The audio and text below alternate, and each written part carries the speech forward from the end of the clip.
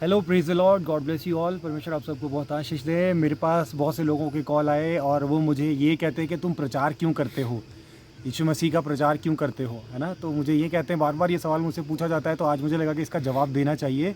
तो जो लोग मुझसे ये पूछते हैं, मैं उनको ये कहना चाहता हूँ कि देखिए, अगर आप मुझे देख रहे हैं कि मैं प्रचार कर रहा हूँ, तो आपके पास भी तो अपॉर्चुनिटी है ना, आप भी प्रचार करिए।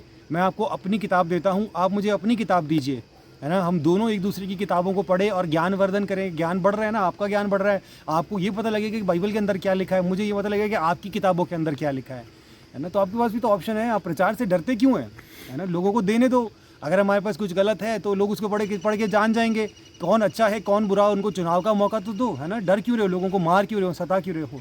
लेकिन मैं आपको बताता हूँ कि ऐसा क्यों है। क्योंकि देखिए, आपके पास जो किताबें हैं ना, आप वो किताबें अगर लोगों को देंगे ना, तो उन किताबों के देने से आपको कुछ फ़ायदा होगा नहीं। क्योंकि आपके पास जो किताबें हैं ना, उन किताबों में नो डाउट मनोरंजन है, फैंटेसी है, और हो सकता है ज्ञान भी है उन किताबों में। लेकिन एक चीज़ है जो उन किताबों में नहीं है, वो है शक्ति और सामर्थ, ठीक है, वो है छुटकारा, ठीक है। और जब एक व्यक्ति बाइबल पढ़ता है ना, तो उसको शक्ति और सामर्थ और छुटकारा मिलता है। अब समझो, एक व्यक्ति दुखी है, परेशान है अपनी ज़िंदगी से, अपने बच्चों से, बीमारी से, इन चीज़ों से परेशान है, ठीक है। तो आप उसको ज्ञान वाली किताबें दोगे, बोलोगे ये लो ज्ञान बढ़ाओ, तो उसको ज्ञान की कोई ज़रूरत नहीं है, उसको तो छुटकारे की ज़रूरत है ना। उसको जहाँ से छुटकारा मिलेगा उसको वहाँ जाना है, ठीक है। और ऐसा व्यक्ति जो बाइबल पढ़ता है, बाइबल में यीशु मसीह ने कहा कि मुझ पर विश्वास करने वालों में ये चिन्ह होंगे कि वो मेरे नाम से बीमारों पर हाथ रखेंगे और बीमार चंगे हो जाएंगे, वो मेरे नाम से दुष्ट आत्माओं को निकालेंगे। सोचो, ऐसा कौन बोल सकता है कि मेरे नाम से तुम बीमारों पर हाथ रखोगे और बीमार अच्छे हो जाएंगे। ऐसा कौन बोल सकता है, ये बहुत बड़ी बात है। मेरे नाम से तुम दुष्ट आत्माओं को कमांड करोगे कि निकल जाओ उसके अंदर से, उस व्यक्ति के अंदर से, वो निकल जाएंगी। इतनी शक्तिशाली दुष्ट आत्माएं जो इंसान को, जिनके बारे में सोचते ही, जिनका ख्याल आते ही सीरी हो जाती है।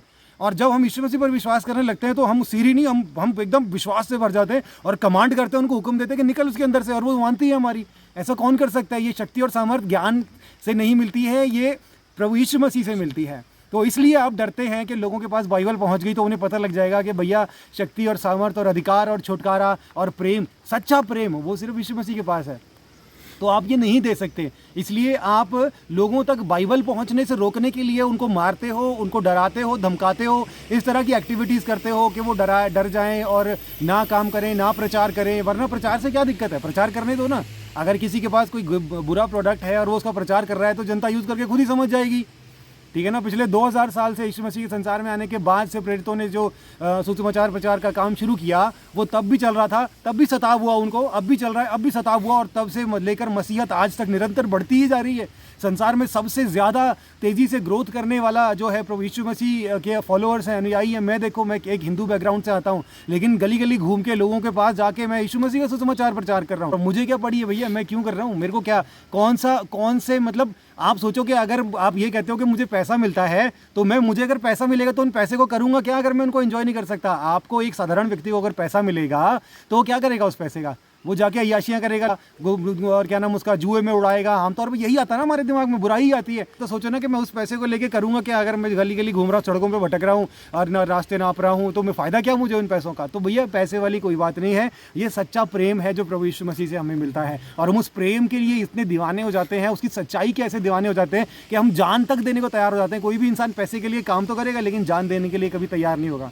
आप पैसे से मेहनत तो खरीद सकते हो, लेकिन ईमान नहीं खरीद सकते, दिल नहीं खरीद सकते, ठीक है। तो ये बात है, आपके पास जो है सारी बात का निष्कर्ष ये कि आप जो है, आपकी पुस्तकों में ज्ञान तो भरा हुआ है, फैंटेसी भरी है, मनोरंजन भरा है, लेकिन शक्ति और सामर्थ नहीं है। शक्ति और सामर्थ और अधिकार सिर्फ और सिर्फ बाइबल के अंदर है, सिर्फ यीशु मसीह के पास है और किसी के पास नहीं है। और बहुत तेज़ी से हमारे देश की जनता ये समझ रही है, और हम भी कोशिश कर रहे हैं कि जनता को समझे। और बहुत जल्द ऐसा समय आएगा कि इस देश की हर एक जनता, हर एक व्यक्ति, हर एक बच्चा, हर एक बूढ़ा, हर एक जवान जान जाएगा कि सिर्फ और सिर्फ यीशु मसीह सच्चा प्रभु है, उसी के पास अधिकार है, उसी के पास छुटकारा है, और उसी के पास सच्चा प्रेम है, और किसी के पास नहीं है, ठीक है ना। और इस काम के लिए हम पूरी मेहनत कर रहे हैं कि लोगों तक हम ज़रूरी जो लिटरेचर है वो पहुंचाएं, बाइबल पहुंचाएं। और मैं समझता हूं कि आप लोग जो सब विरोधी हैं, आपको इसमें कोई विरोध करना भी नहीं चाहिए, आपको परेशान भी नहीं होना चाहिए, आपको मार कुटाई भी नहीं करनी चाहिए, क्योंकि ऐसे करके तो आप खुद को विलन बना रहे हो ना। ऐसे करके आप खुद बता रहे हो कि आप में कुछ कमी है, तो आप डर रहे हो प्रचार से।